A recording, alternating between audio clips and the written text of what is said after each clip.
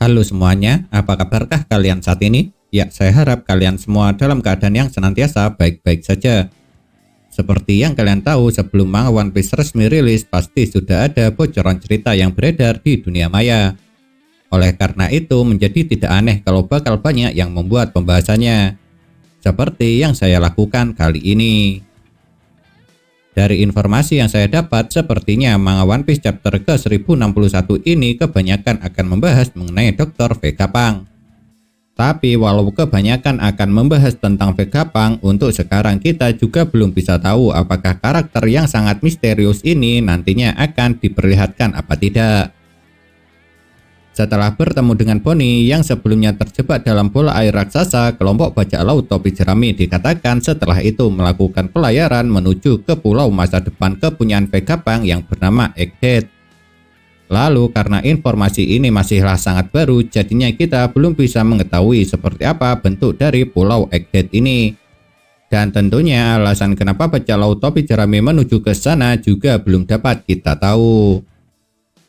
Selain dapat melihat perjalanan kelompok bajak laut topi jerami di spoiler manga One Piece chapter ke-1061 ini, kita juga ditunjukkan dengan kejadian di sebuah pulau dekat markas pasukan Marine.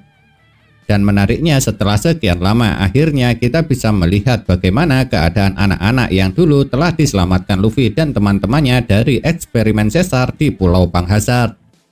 Yang sepertinya keadaan mereka aman-aman saja.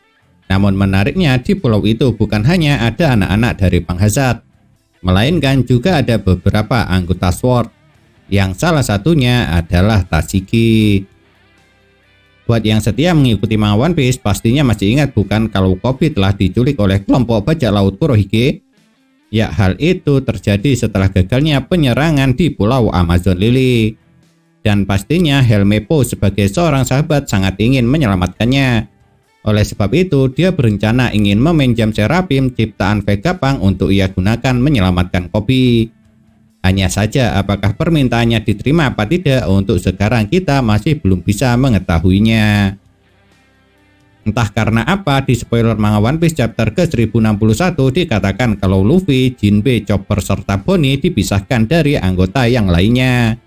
Dan kenapa mereka berempat dapat berpisah, jawabannya belum bisa kita ketahui juga. Akan tetapi yang jelas di akhir manga One Piece chapter ke-1061 akan muncul seorang gadis misterius. Dan mengejutkannya, gadis itu malah mengaku kalau dirinya adalah Vegapunk.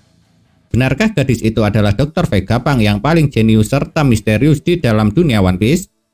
Atau mungkin dia hanya mengaku-ngaku saja? Sejujurnya saya sendiri mempunyai pendapat mengenai masalah itu.